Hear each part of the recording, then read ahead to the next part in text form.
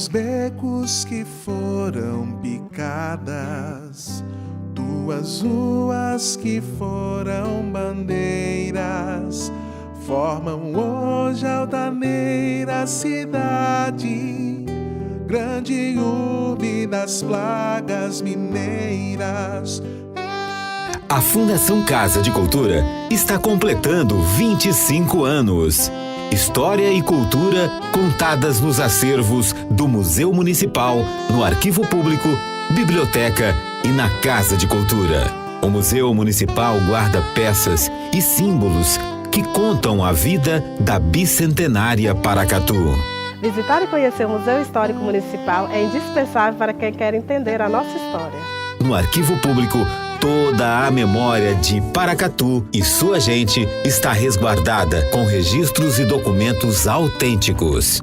O Arquivo Público de Paracatu é o guardião da memória do nosso povo, ao preservar documentos que contam a nossa história e que retratam a nossa cultura. A nossa Biblioteca Municipal é a mais completa da região, com mais de 41 mil volumes disponíveis aos visitantes. Conheça a Biblioteca Pública de Paracatu, uma grande fonte de conhecimento e orgulho para todos nós. A Casa de Cultura abriga nossa arte e manifestações culturais há 30 anos. Visitar a Casa de Cultura é uma maravilhosa viagem que reforça a identidade de nossa gente por meio de nossa arte. Prefeitura de Paracatu. Mais trabalho, novas realizações. Guia Comercial de Paracatu. Seja visto, seja lembrado. Agropeças, o seu shopping dos suprimentos para oficina, serralheria, lava-jato e outros. Rua Urânio 84, Amoreiras 2, 3671-6336. Papelaria Exata, onde você encontra tudo em um só lugar. Avenida Olegário Maciel, 482 Centro, 3671-2233.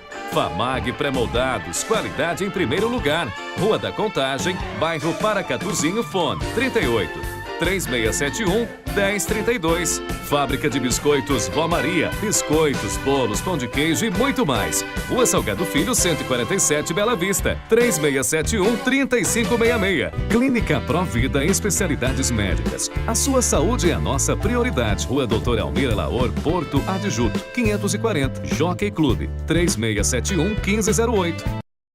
Você conhece a cobrança Sicoob? Para escolas, escritórios, fábricas ou qualquer tipo de negócio, o Sicoob tem soluções competitivas de cobrança e uma das melhores tarifas do mercado. Quando pensar em cobrança, pense em quem oferece mais por menos. Pense em Cobrança Sicoob. Cobrança Sicoob. Parece que foi pensada para o seu negócio. E foi mesmo. Procure sua cooperativa e negocie. Sicoob, faça parte. Os produtos Paracatu estão na mesa dos brasileiros. Venha pra cá você também, saborear os nossos queijos, manteiga e tudo de bom que a Coopervap oferece para você. E aqui no Hipermercado Coopervap, nós temos a melhor seção hortifruti para você. Frutas, legumes e verduras direto da horta para a sua mesa. Carnes fresquinhas todos os dias. É no Açougue Coopervap. Melhor atendimento e menor preço. Ministério Público ajuiza ação contra o município de Paracatu e Copasa por danos provocados ao rasgão Mestre Campos. Casa de Cultura abre a visitação pública à exposição Cálice do artista Gil Lola. Alunos da Escola Júlia Camargos ganham um novo acervo de livros e nova biblioteca.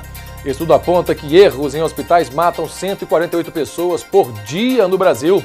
Dia D da campanha de vacinação contra o sarampo e a poliomielite acontece no próximo sábado. Jovem atleta de Paracatu brilha nos tatames do Brasil e se prepara para disputar competição sul-americana. E ainda, FIFA exclui corrupção de código de ética e vai punir quem difamar a entidade. Decisão gera polêmica. Esses e outros assuntos agora no Minas Brasil Notícias.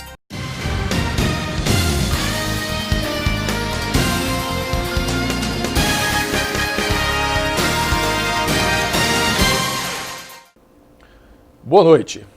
As empresas coletam dados pessoais das pessoas para usos diversos, inclusive para oferecer serviços nem sempre desejados pelos consumidores. A lei que regulamenta o uso desse tipo de informação foi sancionada pelo presidente Michel Temer. A internet já faz parte da vida da maioria dos brasileiros. Quase 65% têm acesso à rede. São 116 milhões de pessoas conectadas. E cada vez que baixamos um aplicativo no celular ou compramos um produto pela internet, muitos dados pessoais são coletados. Para garantir a proteção do usuário e a transparência no uso destas informações, foi sancionada a Lei Geral de Proteção de Dados Pessoais. Diz respeito à cidadania, como salientaram os oradores, e diz respeito, por outro lado, à transparência, que são dois vetores fundamentais da nossa Constituição. Com a nova lei, empresas e Estado devem ter consentimento do cidadão para coletar e usar dados como nome, endereço, e-mail, idade, estado civil e situação patrimonial. A lei também determina que sejam oferecidos ao usuário opção para visualizar, corrigir e excluir dados. As empresas que desrespeitarem as regras poderão ser multadas em até 2% do faturamento no ano anterior, ou até o limite de R$50 milhões por infração. Essa lei, ela confere segurança jurídica, segura continuidade a modelos de negócios que respeitam essa privacidade desse cidadão que usufrui da internet. Ela também deixa o ambiente normativo adequado para uma economia baseada cada vez mais em dados de inovação. Todos os serviços que nós temos na internet que aparentemente não são pagos, são na verdade variações do velha estratégia de marketing que é usada na TV aberta, que é usada no rádio, quer dizer, alguém paga para ter a nossa atenção, para ter nossos olhos e eventualmente também para que a gente consuma o que o sujeito produz. Mas essa regra do jogo tem que ficar clara, tem que ser transparente e tem que principalmente colocar limites e costurar essa coxa de retalhos que era o conjunto de pequenas ações aqui e ali para resolver o problema da privacidade. E às vésperas das eleições, organizações, institutos com foco na segurança pública se uniram para apresentar uma agenda em comum. São propostas endereçadas aos candidatos e baseadas em estudos e análises internacionais de combate à violência. Após 3 meses de estudo, discussões e debates, 3 organizações elaboraram a Agenda Segurança Pública é Solução. São 7 propostas, mas 2 metas são urgentes: redução dos crimes violentos e combate ao crime organizado. Elas envolvem prazos de execução desde o curto até o longo prazo, ou seja, ações muito imediatas que podem ser implementadas e trazer resultados concretos, até ações que são mais estruturantes do campo da segurança e podem trazer reflexos mais de longo prazo. A iniciativa, que será entregue a todos os candidatos, destaca também o controle de armas de fogo e a redução da violência no país, que em 2017 registrou quase 60 mil homicídios. A criminalidade tem custos altos tanto para o poder público quanto para a sociedade. Segundo um estudo divulgado pelo governo federal, os gastos com segurança pública somaram em 2015 285 bilhões de reais, mais de 4% do PIB. Ainda de acordo com este mesmo relatório, o retorno para a sociedade desse investimento é limitado. Não saio à noite, eu escondo meu celular. As ONGs também defendem ações para impor o cumprimento das leis, que vão perdendo a eficácia. A lei seca, voltada a quem comete crimes ao dirigir sob efeito de álcool ou droga, foi revisada e as punições foram aumentadas. Mas as tragédias do trânsito são rotineiras, muito por falta de conscientização dos que assumem o volante. Uma máxima que é muito comum de se ouvir, né, e que ela, assim, ofende ao bom cidadão, que eu ouvi dizer assim, precisa ver se a lei vai pegar. Como assim? Lei é lei. Não, tem que ver se ela pega. É também papel da sociedade continuar vigilante. Tentar lutar, tentar buscar soluções e exigir soluções. Porque afinal de contas, se não partir de nós, a coisa não vai andar de forma nenhuma. E este ano, os eleitores precisam estar atentos a um perigo que ronda a internet: as notícias falsas, as chamadas fake news, que podem atrapalhar e confundir. Fake news. Traduzindo, notícias falsas são aquelas mentiras que contam por aí sobre algo ou alguém. Essa atitude de espalhar boatos e casos fantasiosos não é uma novidade no mundo, mas ganhou relevância com a internet, especialmente com as redes sociais. Nelas, informações falsas se propagam mais rapidamente. E como a mentira se disfarça de verdade? Sabe aquele post que espalha uma ideia radical de que as coisas vão mudar de maneira imediata? Ou aquele fato tenebroso que mancha a reputação de um político popular? Notícias assim podem ser manipuladas para mudar a sua opinião. Para se proteger das fake news, é importante checar os fatos, rejeitar os exageros, ler todo o texto antes de compartilhá-lo. Os próprios leitores são a primeira linha de defesa contra as fake news. Na dúvida, não compartilhe. E para este ano eleitoral, ficar atento é ainda mais importante. Fake news, boatos e mentiras podem prejudicar a democracia. E isso influencia diretamente no resultado do pleito, porque pode confundir o eleitor sobre o voto que ele pretende dar a alguém.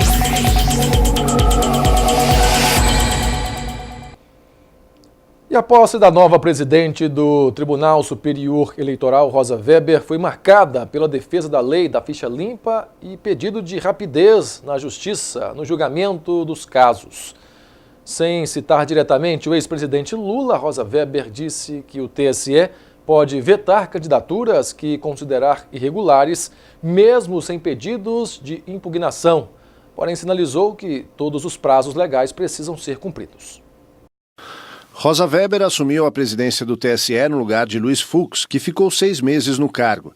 Gaúcha de Porto Alegre, 69 anos, Rosa Weber se tornou ministra do STF em 2011 e desde maio de 2017 é também ministra do Tribunal Superior Eleitoral.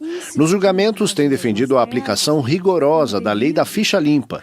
Ela ficará na presidência do TSE até maio de 2020. Durante a cerimônia de posse, a Procuradora-Geral da República, Raquel Dodge, defendeu a lei da ficha limpa. Ela disse que o papel da justiça é definir rapidamente para o eleitor os reais concorrentes na eleição e, com isso, impedir que inelegíveis financiem suas pretensões com recursos públicos.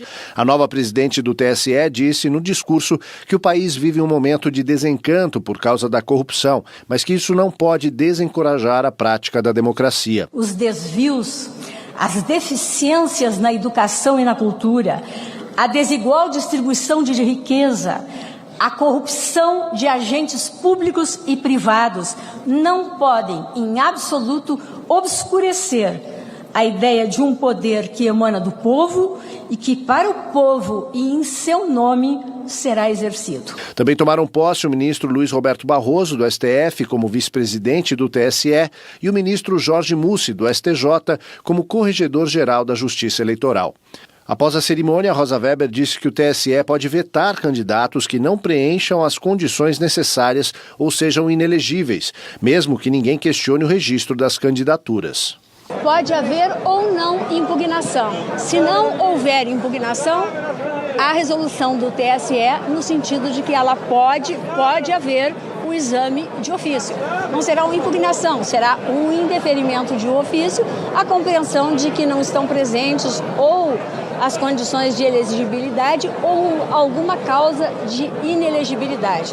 Eu estou falando em tese e observados os termos legais. Agora, cada caso é um caso. E com a posse de Rosa Weber no TSE, pela primeira vez, mulheres assumem comando dos cargos mais importantes do judiciário do país ao mesmo tempo. São as 5 mulheres mais poderosas da República. Como presidente do Tribunal Superior Eleitoral, Rosa Weber vai comandar uma das eleições mais difíceis da história. Além dela, as mulheres ocupam ainda a presidência de outros 2 tribunais superiores. A ministra Carmen Lúcia preside o Supremo Tribunal Federal e a ministra Laurita Vaz preside o Superior Tribunal de Justiça. Outros 2 cargos importantes também são ocupados por mulheres. A Procuradoria-Geral da República, que reúne todo o Ministério Público da área federal, é comandado por Raquel Dodge. E a Advocacia-Geral da União tem como titular a advogada Grace Mendonça. A economia brasileira encolheu no segundo trimestre deste ano, segundo indicam números divulgados hoje pelo Banco Central. De acordo com a instituição, o chamado Índice de Atividade Econômica registrou uma queda de 0,99% na comparação com os 3 primeiros meses deste ano. Esse número foi calculado com ajuste sazonal, uma compensação para comparar períodos diferentes de um ano. Segundo o Banco Central, essa foi a maior queda do índice desde o primeiro trimestre de 2016, quando o indicador registrou um tombo de 1,51% na comparação com os 3 meses anteriores. Recuperação lenta da economia, com 1/5 da população brasileira fora do mercado de trabalho e a renda daqueles que se mantêm no emprego reduzida, o mercado de empréstimo no país não para de crescer. Para ganhar fôlego no orçamento, as famílias têm trocado dívidas caras por outras mais baratas. Há 2 anos, a Isabel ficou desempregada e viu as dívidas acumularem. Parcelas do carro, seguro, cartão de crédito. Para pagar esse incêndio, ela pegou um empréstimo que oferecia juros menores do que já estava pagando. Foi o que a gente fez para trocar uma dívida, 9%, 10%, a gente trocou por uma dívida bem menor, em média 3%, né? O modo crise no mercado de trabalho estimulou o brasileiro a fazer uma dívida para pagar outra.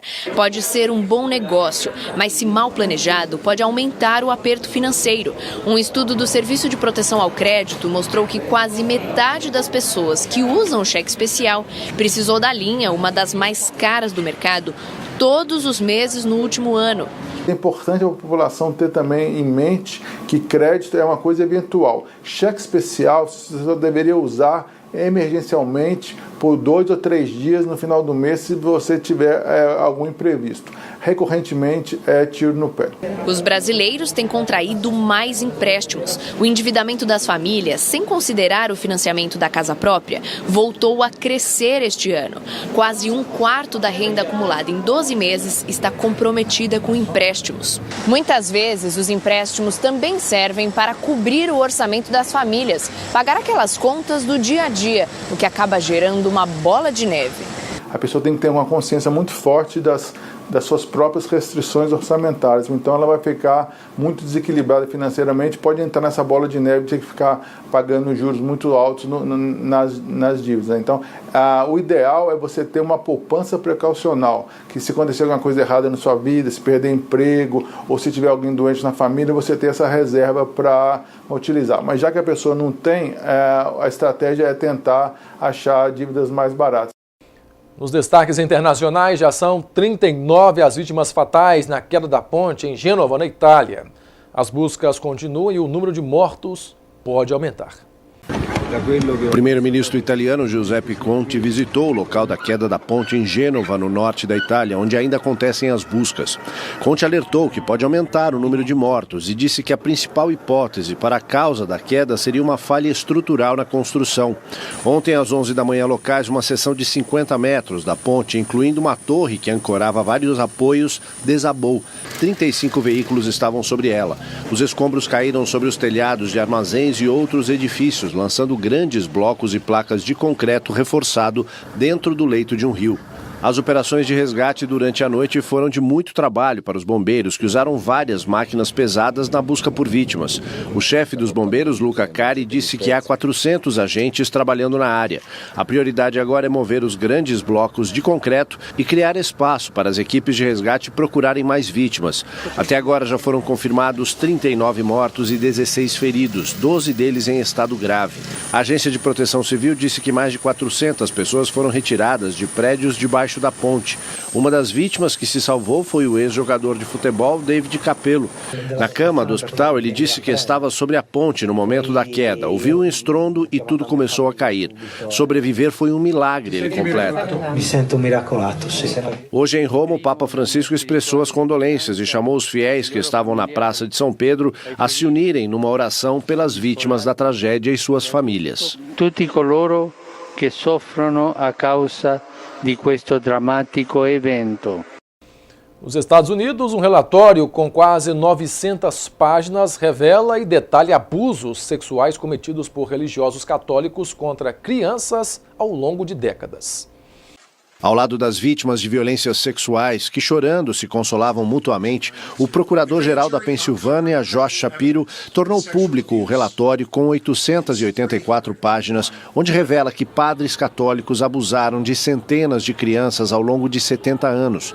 O procurador disse que o padrão era abusar, negar e encobrir, e descreve abusos cometidos em 6 dioceses do estado, através do que chama de instrumentalização da fé. O relatório feito após 2 anos de investigação cita 301 sacerdotes, leigos e religiosos e inclui provas materiais dos abusos. O número de vítimas chega a 1.000 crianças e adolescentes. Alguns dos religiosos já morreram e apenas 2 já respondem a processos judiciais. 6 das 8 dioceses do estado da Pensilvânia foram investigadas. A reação oficial dos atuais bispos é de consternação e solidariedade com as vítimas. Na contramão do que aconteceu no passado, algumas dioceses, como a de Scranton, publicaram a lista dos acusados com os locais por onde passaram e um incentivo para que as vítimas que ainda não denunciaram abusos o façam às autoridades competentes. Em outra diocese, de Erie, o bispo responsável admitiu e lamentou os erros dos religiosos em declaração pública. Lawrence Persico também enviou uma mensagem pessoal a cada uma das vítimas de sua região. O relatório da Pensilvânia é mais um desafio para o Papa Francisco, que assumiu o pontificado em 2013 prometendo atuar para pôr fim aos abusos. Os outros casos mais gritantes aconteceram na Austrália e no Chile, onde todos os bispos renunciaram depois de serem chamados pelo Papa a Roma. E em instantes, estudo aponta que erros em hospitais matam 148 pessoas por dia no Brasil. Dia D da campanha de vacinação contra o sarampo e a poliomielite acontece no próximo sábado. Pesquisa revela que, mesmo com a crise econômica, aumentou o número de pessoas negras nas classes A e B no país. E ainda, relatório da Unicef mostra que crianças e adolescentes negros são os mais afetados pela pobreza no Brasil. Os detalhes já já. Os teus becos que foram picadas, tuas ruas que foram bandeiras, formam hoje a altaneira cidade, grande urbe das plagas mineiras. A Fundação Casa de Cultura está completando 25 anos. História e cultura contadas nos acervos do Museu Municipal, no Arquivo Público, Biblioteca e na Casa de Cultura. O Museu Municipal guarda peças e símbolos que contam a vida da bicentenária Paracatu. Visitar e conhecer o Museu Histórico Municipal é indispensável para quem quer entender a nossa história. No Arquivo Público, toda a memória de Paracatu e sua gente está resguardada com registros e documentos autênticos.